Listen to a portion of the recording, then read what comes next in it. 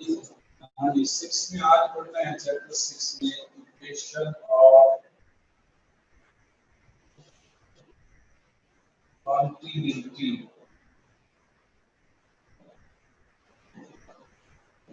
Chapter 6 का part है equation of continuity. Statement इसकी ये है कि product of area of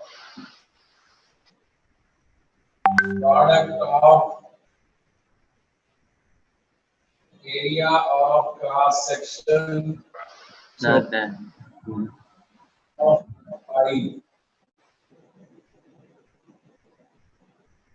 product of area of cross section of pipe and fluid speed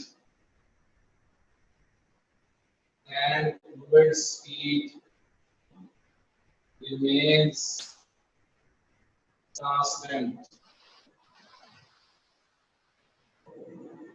area का pipe का जो है वो एरिया लेना है और उसमें जो पानी फ्लो कर रहा है फ्लूइड स्पीड, उसकी स्पीड लेनी।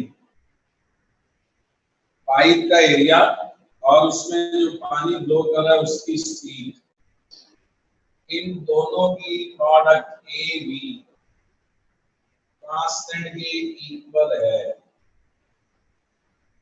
यहाँ पे ए एरिया ऑफ पाइप है और V वो स्पीड ऑफ वाटर है, स्पीड ऑफ फ्लूइड है जो उस पाइप में फ्लो कर रहा है। दोनों की प्रोडक्ट सेम रहती है, that is called statement of equation of continuity. फिर वो कहता है कि ए बी इक्वल्स टू, इस कांस्टेंट को फ्लो रेट भी बोलते हैं। AB equals to constant को फ्लो रेट कहते हैं।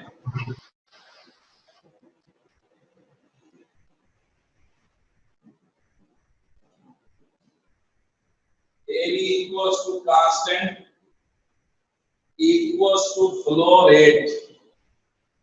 अब देखना है कि फ्लो रेट का क्या मतलब।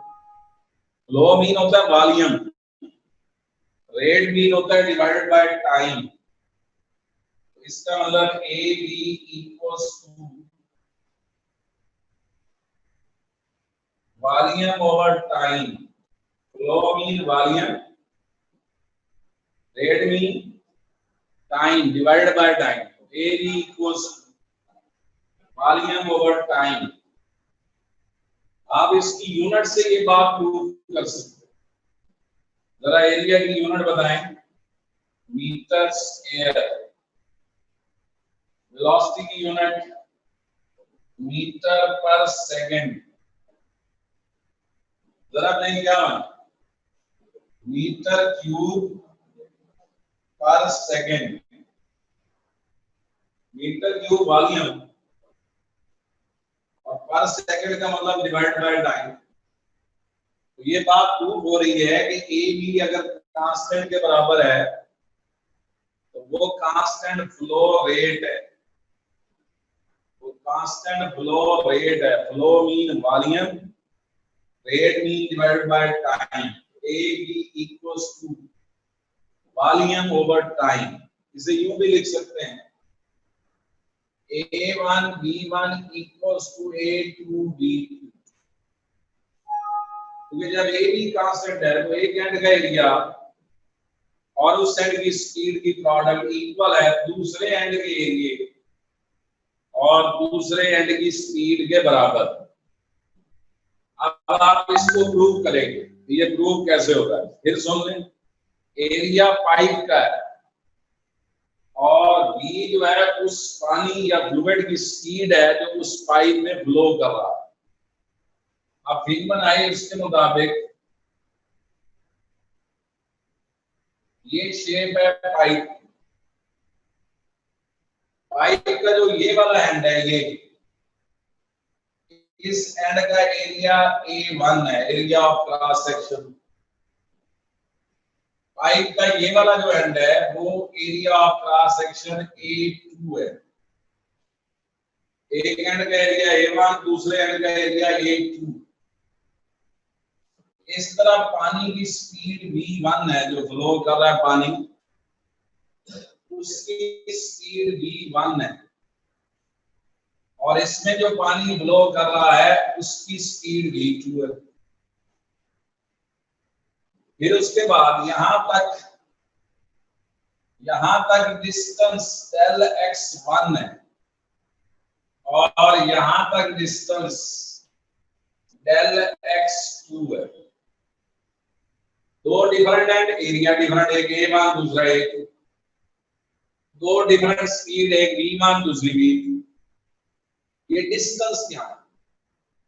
डिस्टेंस के बारे में सुनो। इस डिस्टेंस डेल x1 तक स्पीड v1 रहती है।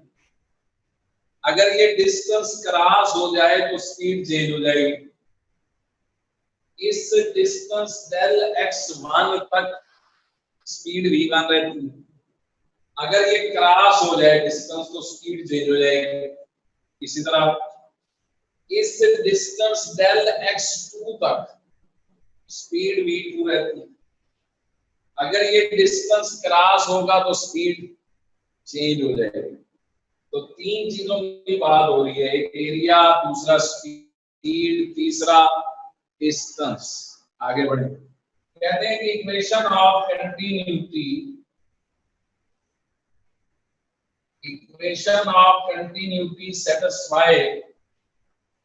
satisfy law of conservation of mass.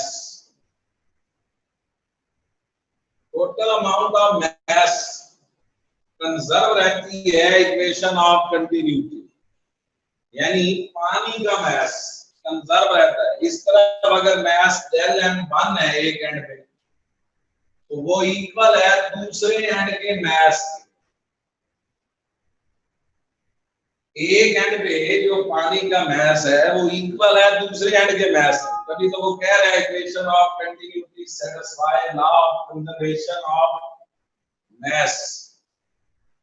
फिर देखिए, इस एंड पे एरिया a1, उस एंड पे एरिया a2, इधर पानी की स्पीड v1, उधर पानी की स्पीड v2, इधर डिस्टेंस डेल x1 तक स्पीड v1, उधर डिस्टेंस डेल x2 तक स्पीड v2, इधर मैस डेल m1, उधर मैस डेल m2 जो बराबर है।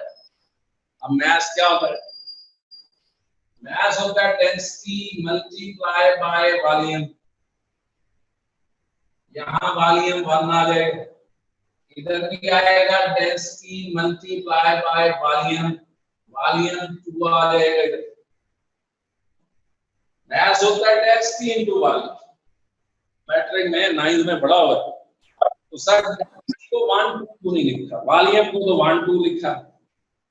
असल में ये इनकम्प्रेसिबल फ्लूइड फ्लो कर रहा है इसकी। सर वो कौन सा फ्लूइड होता है? इनकम्प्रेसिबल फ्लूइड जिसकी डेंसिटी कांस्टेंट हो। कल पढ़ा था आइडियल फ्लूइड। तो पानी जो इसमें फ्लो कर रहा है, फ्लूइड जो फ्लो कर रहा है वो आइडियल है, वो इनकम्प्रेसिबल है। इनकम्प्रेसिबल की डेंसिटी सेम होती। तो पहले देख लो, सेम डेंसिटी सेम, तो डेंसिटी कट गई। अब रहा वॉल्यूम 1, उधर रहा वॉल्यूम 2। वॉल्यूम क्या होता है? 9 में बताओ वॉल्यूम क्या होता है? Area into length, area into distance. Volume 1 बनेगा area a1 distance x1, area a1 distance del x1। Volume 2 क्या बनेगा? Area a distance del x।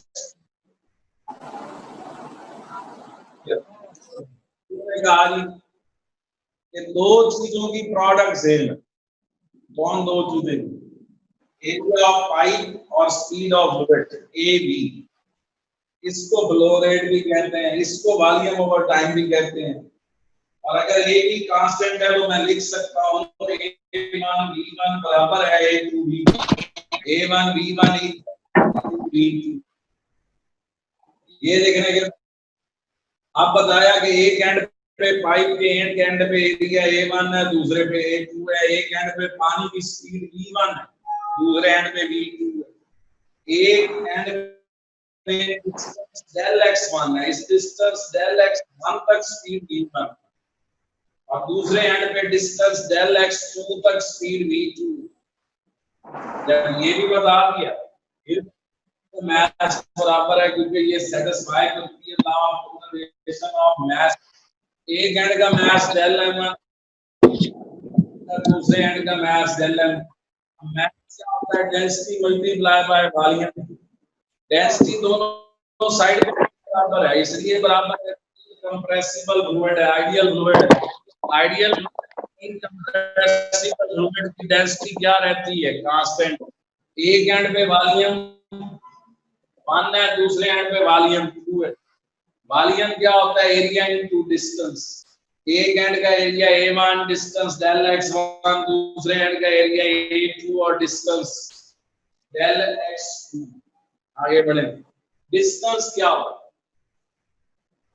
Distance equal होता है speed multiply by time.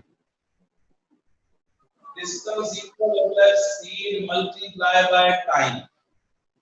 Del x1 बराबर है स्पीड है v1, time है t। Sir इसको t1 क्यों नहीं लिखा भाई?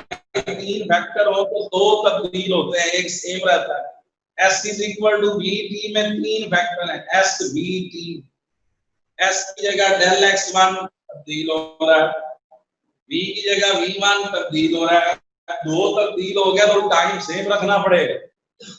तीन फैक्टर में से कोई से दो तब्दील हो।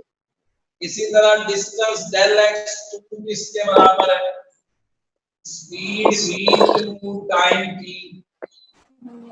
डिस्टेंस डेल x1 बराबर है v1 into t। डिस्टर्ब होते v1 into t और दूसरा डिस्टेंस v2 into t। ये डिस्टेंस की वैल्यूज उस इक्वेशन में a1 v1 t, ये मैंने डिस्टेंस की जगह लिखा है। उसके बाद a2 v2 t, ये मैंने डेल x2 की जगह लिखा। तो t से t कैंसिल हो गया। a1 v1 इक्वल है a2 v। ये याद रखना कि इक्वेशन एरिया और स्पीड इनवर्स होते हैं। इक्वेशन ऑफ कंटिन्यूटी में एरिया और स्पीड इनवर्स होते हैं। अगर मैं ग्राफ बनाऊं एरिया और स्पीड के दरमियान, एरिया स्पीड तो इनवर्सली प्रोपोर्शनल है। एरिया और स्पीड जैसे लॉ का ग्राफ बनता है। तो ये शॉर्ट टॉपिक है, थ्योरी में नहीं आ सकता। कंप्लीट हो गया। इसके बाद चलते हैं नेक्स्ट टॉपिक की तरफ। बहुत बुरी टॉपिक है, पेपर में आ भी सकता है।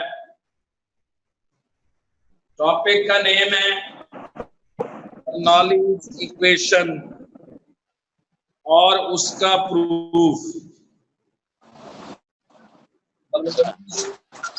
इक्वेशन और सर जी ये क्वेश्चन दोबारा रिपीट कर दें।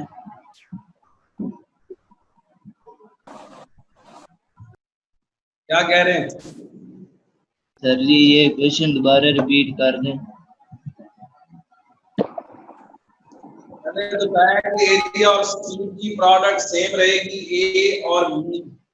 ज़रब कहते हैं प्रोडक्ट।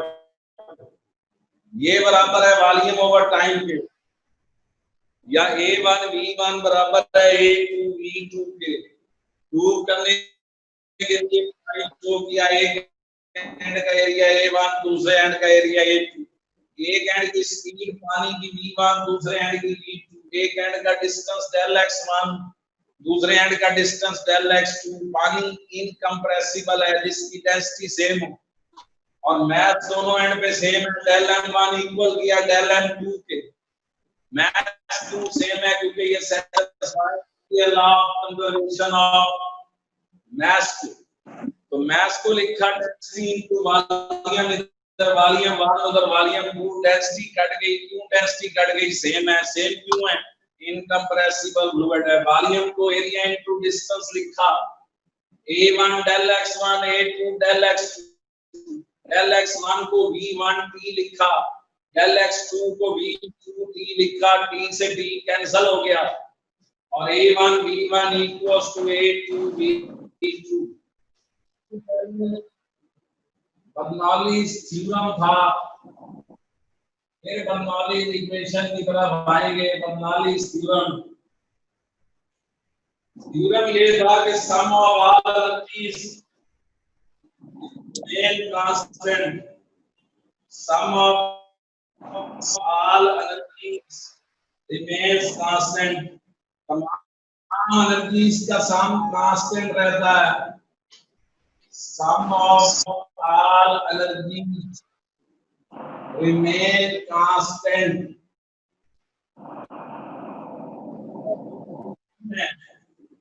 जिनका सम कांस्टेंट रहता है। उनमें एक है प्रेशर एनर्जी, प्रेशर एनर्जी जमा potential energy plus kinetic energy, इन तमाम का सम है। बर्नौलीज थ्योरम के मुताबिक इन तीनों एनर्जीज का सम कांस्टेंट है। कौन सी तीन एनर्जीज हैं? जैसे मैंने बताया, उन तीन एनर्जीज में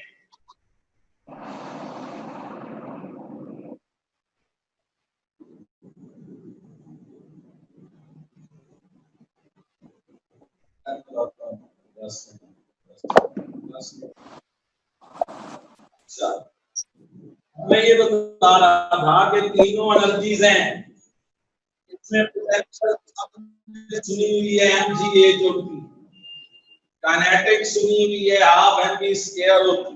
ये प्रेशर एनर्जी क्या होती है? ये होती है प्रेशर मल्टीप्लाई बाय वॉल्यूम। ये प्रेशर एनर्जी आप कैसे कह सकते हैं? ये जो एनर्जी आप यूनिट निकाल लें, प्रेशर की यूनिट होती है न्यूटन पर मीटर स्क्वायर, वॉल्यूम की मीटर क्यूब,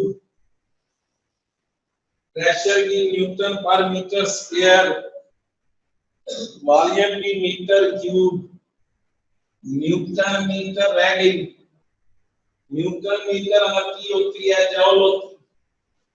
तो प्रेशर एनर्जी कौन सी बनी? Pressure multiply by volume plus potential energy कौन सी है? mgh प्लस काइनेटिक एनर्जी कौन सी है? Half mv square. इन तीनों का सम कांस्टेंट है, that is called Bernoulli's theorem, कि तमाम एनर्जीज का सम कांस्टेंट रहता है। इसलिए कहते हैं बर्नौलीज थ्योरम सैटिस्फाइड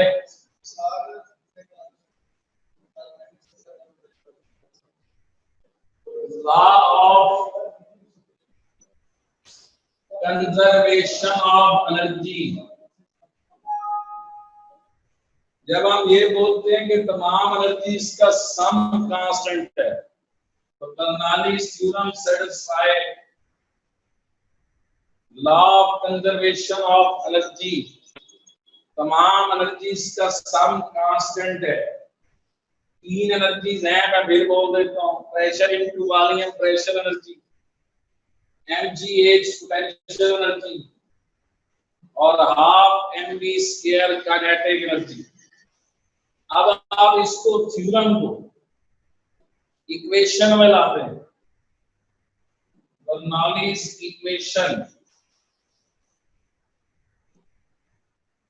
इसके मुताबिक sum of all pressure remain constant, sum of all pressure remain constant, तमाम प्रेशर का सम कांस्टेंट है। अब जो एनर्जीज हैं उनको प्रेशर में तब्दील करना है। कौन कौन सी एनर्जीज थी? Pressure into volume mgh, half mv square, सबको डिवाइड करते हैं वॉल्यूम पे।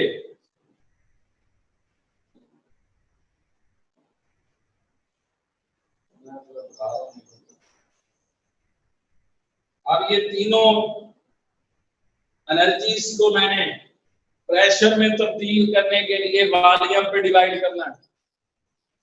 ये बना pressure into volume over volume plus mgh over volume plus half mv square over volume equals to constant. वो जो तीनों एनर्जीज थी उनको वॉल्यूम पे डिवाइड कर रहे हैं। उनको वॉल्यूम पे जब डिवाइड करेंगे तो फिर क्या होगा, इधर वॉल्यूम से वॉल्यूम कट गया, ये अकेला बचा पी प्रेशर है plus m over volume mass over volume density होती है, मास ओवर वॉल्यूम डेंसिटी, इसको रो बोलते हैं, रो जी एच। 9th की बुक में देखना रो जी एच प्रेशर होता है, 10th की बुक में PV pressure rho G H. रो यहाँ पे क्या है बोलो, डेंसिटी, ये भी प्रेशर, और plus half rho B square, यहाँ भी मास ओवर वॉल्यूम डेंसिटी है, जहाँ आपको मास ओवर वॉल्यूम नजर आ रहा है वहां डेंसिटी लिखनी है, हाफ रो बी स्क्वायर, ये भी प्रेशर इक्वल्स टू कांस्टेंट। तो तीन एनर्जीज थी सर, कौन कौन सी? Pressure energy, potential energy and kinetic energy, तीन एनर्जीज। तीनों को वॉल्यूम पे डिवाइड किया, तीनों प्रेशर पर, प्रेशर इनटू वॉल्यूम को वॉल्यूम पे डिवाइड किया, पी प्रेशर है, mgh को वॉल्यूम पे डिवाइड किया, रो gh प्रेशर होता है, हाफ mv स्क्वायर को वॉल्यूम पे डिवाइड किया, हाफ रो v स्क्वायर भी प्रेशर होता है।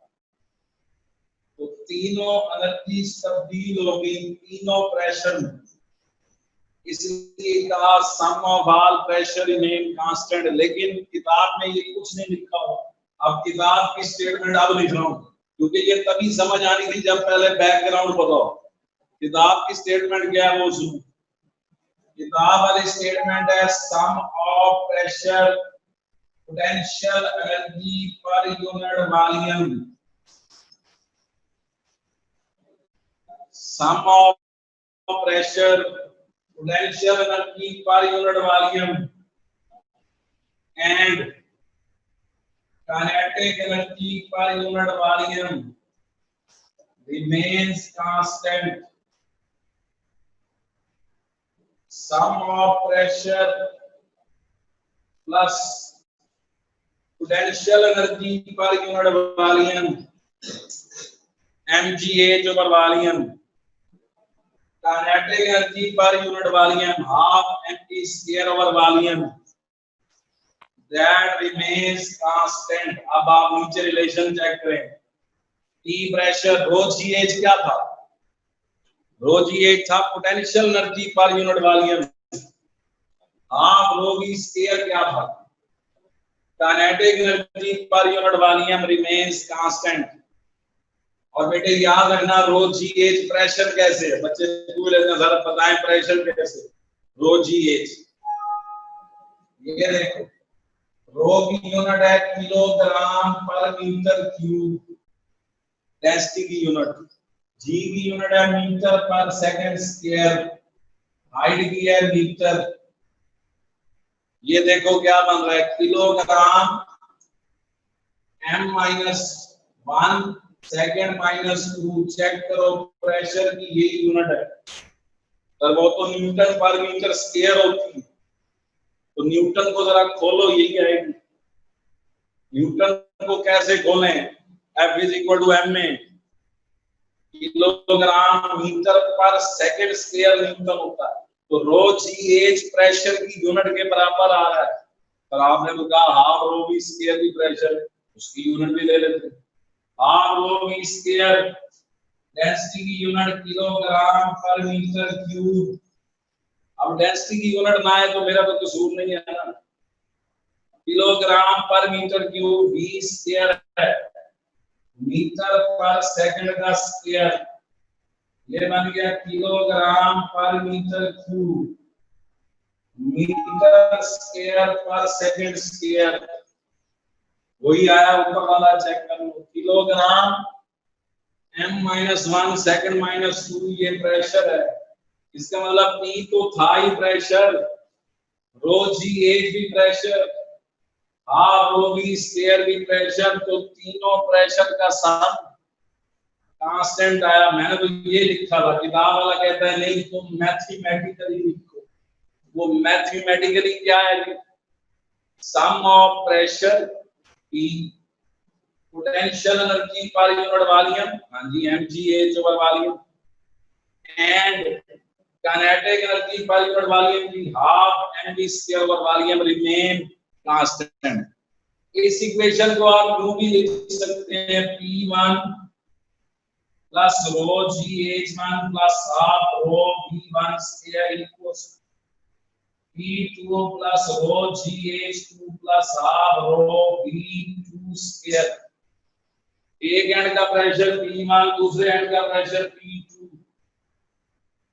एक एंड की हाइट H1, दूसरे एंड की हाइट H2, एक एंड की स्पीड V1 स्क्वायर, दूसरे एंड की स्पीड V2 स्क्वायर। इसका मतलब तो ये हुआ बर्नौलीज इक्वेशन तीन फैक्टर रिलेट करती है। आप ऐसे को बताएं कौन से तीन फैक्टर बर्नौलीज इक्वेशन रिलेट करती है। एक प्रेशर, दूसरा हाइट, तीसरा स्पीड। बर्नौलीज इक्वेशन तीन फैक्टर रिलेट करती है, एक प्रेशर, दूसरा हाइट, तीसरा स्पीड। इससे साफ जाहिर हुआ P1 है तो P2 है, H1 है तो H2 है, V1 स्क्वायर है तो V2 स्क्वायर है। ये तो अभी इसकी मैंने सिर्फ आपको स्टेटमेंट समझाई है, किताब में मैंने कहा सीधी सादी लिखी है एंड वाली, सम ऑफ प्रेशर, आपको बैकग्राउंड समझाया। अब इसका प्रूफ है वो इंशाल्लाह अभी नहीं होना, वो 10-15 मिनट लगेंगे, तो मंडे को इसका प्रूफ करेंगे, बर्नौलीज इक्वेशन का प्रूफ करेंगे। वो बात पूछ रही है थोड़ी बहुत समझ लेंगे, चैप्टर में है, आप साथ साथ पढ़ते रहेंगे तो कुछ ना कुछ रिवाइज होता रहेगा। हाँ जी बेटा, पूछो कुछ पूछना हो। ओके, अल्लाह हाफिज।